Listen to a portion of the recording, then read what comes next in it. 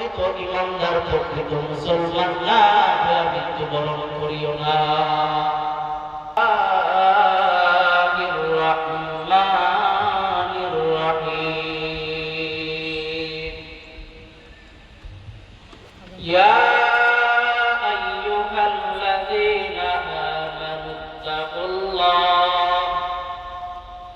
حق تقاته ولا تموتن إلا وأنتم مسلمون. وقال رسول الله صلى الله عليه وسلم لا يؤمن أحدكم حتى أكون أحب إليه من والده وولده والناس أجمعين. صدق الله العلي العظيم وصدق رسوله النبي الكريم ونحن على ذلك من الشاهدين والشاكرين والحمد لله رب العالمين. दिन की सूरज डूब रहे हम लोगों की सामने, रोज महशर क्या मुस्तफा की सामने. मोहम्मद ने आकर कुफर को मिटाया, कुफर को मिटाकर सदाकत बताया, कुफर को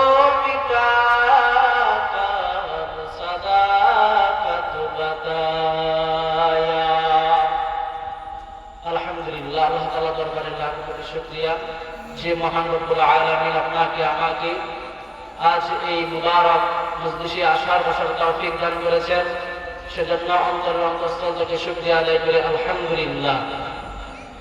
সম্মানিত হাজিরিন, আমি আপনাদের সম্মুখে পবিত্র কালামুল্লাহ থেকে এক টুকরো আয়াত তেলাওয়াত করেছি। রাসূল কারীম সাল্লাল্লাহু আলাইহি ওয়াসাল্লামের অসংখ্য অগণিত বাণী থেকে একটি হাদিস তেলাওয়াত করেছি।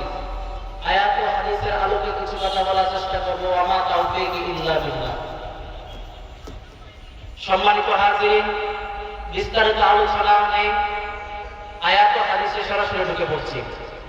আয়াতে কারিমায় আল্লাহ পাক রব্বুল আলামিন দুনিয়ার সমস্ত ঈমানদারদেরকে ডেকে বলতেছেন, وقال الله تعالى في كلامه المجيد يا آمنوا اتقوا الله.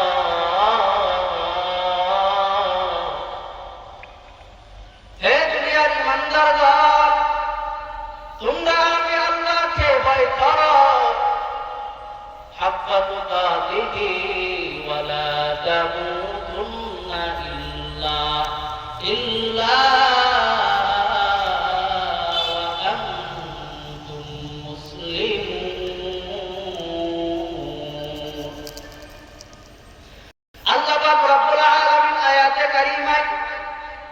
ঈমানদারদেরকে ডেকে ডেকে বলতেছেন, হে ঈমানদারগণ, তোমরা আমি আল্লাহকে ভয় করো,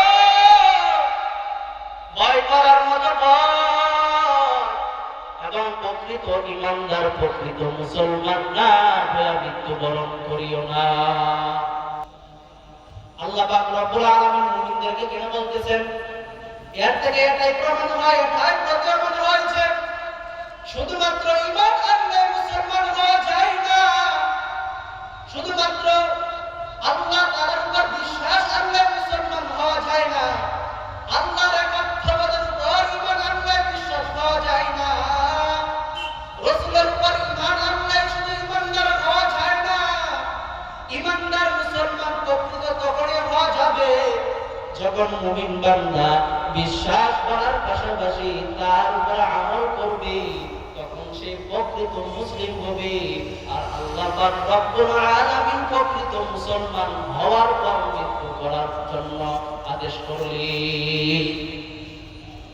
এদিক দিয়ে আল্লাহ পাক মুমিনদেরকে সতর্ক করলেন, হে মুমিনের দল, ঈমানকে মজবুত না করে কবরে আসিও না, মুসলমান না হয়ে কবরে আসিও না। অপর দিক দিয়ে আল্লাহ রাসূল সিগন্যাল দিয়ে দিলেন, তোমরা ততক্ষণ পর্যন্ত প্রকৃত ঈমানদার হতে পারবে না যতক্ষণ পর্যন্ত তোমার স্ত্রী, তোমার আত্মীয় স্বজন, তোমার সন্তান সন্ততি থেকে, তোমার সম্পদ থেকে যতক্ষণ পর্যন্ত আমি নবীকে ভালো না বুঝবি, ততক্ষণ পর্যন্ত তোমরা প্রকৃত মুমিন হতে পারবা না। প্রকৃত মুমিনের পরিচয় কি? প্রকৃত মুমিনের পরিচয় হবে আল্লাহ এবং আল্লাহর উপর বিশ্বাসের পর। আল্লাহ যেটা আদেশ করেছেন আদেশকে মানতে হবে, যেটা নিষেধ করেছেন সেটা মানতে হবে। রাসূল সাল্লাল্লাহু আলাইহি ওয়াসাল্লাম যা বলেছেন তাও মানতে হবে, যা নিষেধ করেছেন তা থেকে বিরত থাকতে হবে। শুধুমাত্র নবীকে মহব্বত করলাম এতে পাক্কা ঈমানদার হওয়া যাবে না।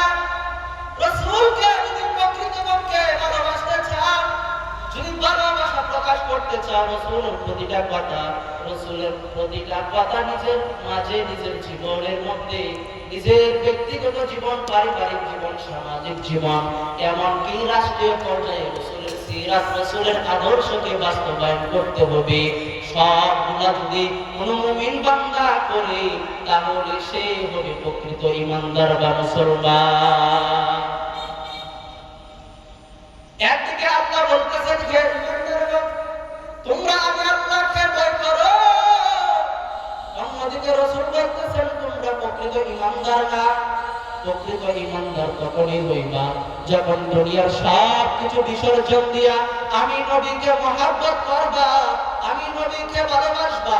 আমি নবীকে কেউ গালি দিল, তোমার যদি মুখে কষ্ট না লাগে, তোমার দিলের মধ্যে যদি নবীর ভালোবাসা থাকে, তাহলে তুমি রাসূলের ওই দুশমনের প্রতিবাদ করতে হবে। এমনকি রাসূলের সমস্ত রাসূলের আদর্শকে পদার্থ অনুসরণ করতে হবে। যদি রাসূলের আদর্শ পদার্থ অনুসরণ করতে পারি, তাহলে আমরা প্রকৃত ঈমানদার, প্রকৃত মুসলমান। আর যদি আমরা প্রকৃত ঈমানদার হতে পারি, তাহলে আমাদের লাভ কি? মুমিন যদি হতে পারি লাভ কি? আল্লাহকে যদি ভয় করতে পারি, তাহলে আমাদের লাভ কি? আল্লাহ পাক রব্বুল আলামিন বলেন, আল্লাহ পাক রব্বুল আলামিন ঘোষণা দিয়ে দিলেন, আল্লাহ পাক রব্বুল আলামিন বলেন, ওয়ালিমান খাফা মাকামা রাব্বিহি জান্নাতান।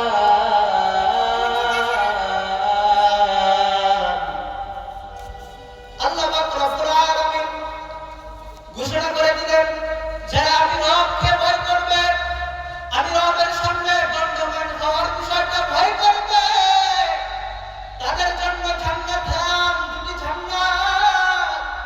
ওই দুটি জান্নাত কেমন জান্নাত তাও আল্লাহ বর্ণনা করে দিলেন। আল্লাহ পাক রব্বুল আলামিন পরের আয়াতে বলেন, ফাবিআইয়ি আলাই রাব্বিকুমা তুকাযযিবান। অতএব হে জিন জাতি ও মানব জাতি, তোমরা আমি আল্লাহ তাআলার কোন কোন নিয়ামতকে অস্বীকার করবে? যদি অস্বীকার মতো কোনো থাকে, তাহলে সেটা দেখে দাও।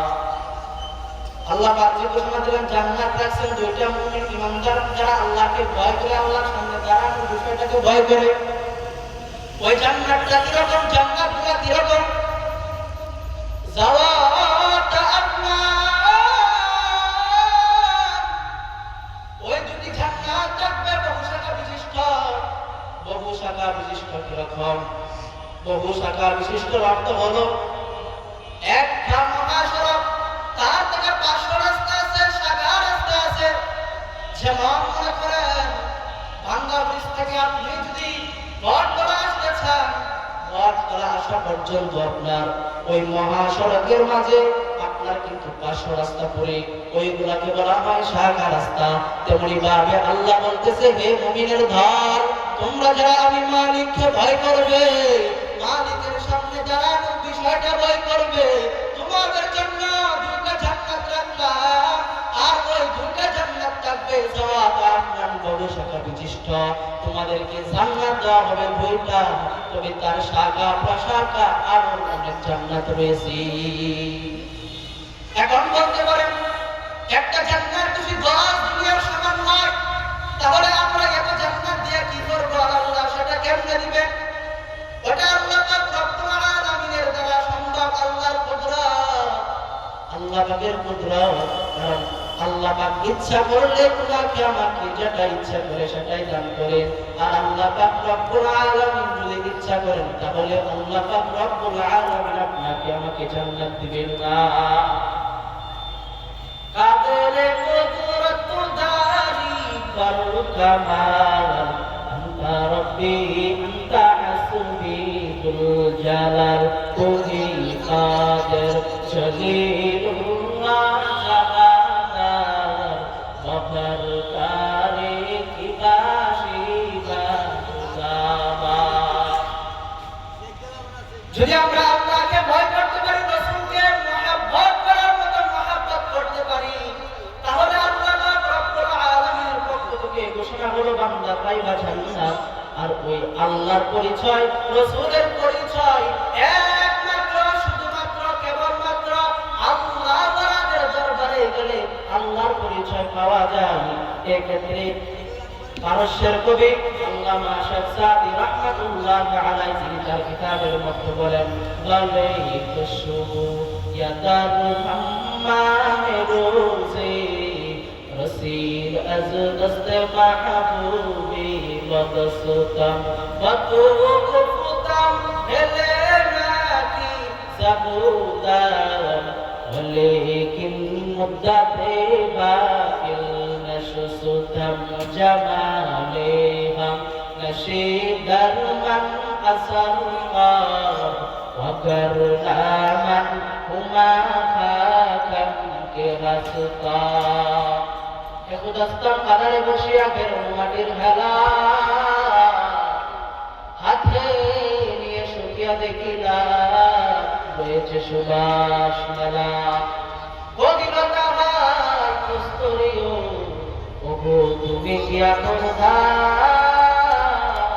তোমার গায়েতে সুবাসে ভরা, তুমি কি গুলিস্তা?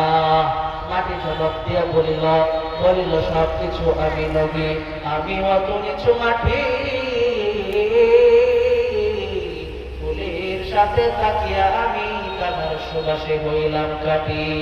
আল্লামা শেখ সাদি রাহমাতুল্লাহ আলাইহি দুনিয়ার মানুষদেরকে ডেকে ডেকে বলে, ও দুনিয়ার মানুষ, একটা মাটির চাকা যদি ফুলের সাথে তাকিয়া, ফুলের সম্বন্ধে তাকিয়া যদি ওই ফুলের গ্রাম মাটির ভিতরে যেতে পারে, দুনিয়ার পথ তারা পথভ্রষ্ট মানুষটাও যদি আল্লাহ ওয়ালাদের সাথে হয়ে যায়, তাহলে সেই ওই পথভ্রষ্ট মানুষটা, গুমরাহী মানুষটা, পথ হারা মানুষটাও এক সময় ওই মাটির চাকার নেই ফুলের গ্রাম যেভাবে মাটির ভিতরে চলে গেছে, ওই পথ হারা গুমরাহী মানুষটাও এক সময় আল্লাহ ওয়ালার সাথে রূপান্তরিত হয়ে যাবে। সহবতে সালে পুরা সালে কুনা, সহবতে সালে কুনা তুলে কুনাত জামানা, সহবতে বা আউলিয়া বেফকরাজ দাজ সালে তাআত বেরিয়া। এজন্য আমাদের উচিত হলো আল্লাহর উপর ঈমান আনলাম, রাসূলের উপর ঈমান আনলাম, সব কিছু বিশ্বাস করলাম। আমরা যে সিগন্যাল দিলেন, ওই সিগন্যাল থেকে বাঁচার জন্য উপায় হলো আপনি আমি বিশ্বাস করলাম। আপনার এখন কর্তব্য হলো আমল করা। বিশ্বাস আমাদের ঈমান, আমল হয়ে যাবে আমাদের মুসলমানের দায়িত্ব। আল্লাহ যা বলছেন আপনার যুদ্ধে দৌড়ুক বা না দৌড়ুক, নিজেকে আত্মসমর্পণ করে ফেললাম। দ্বিতীয় নাম্বার কাজ হলো এটা।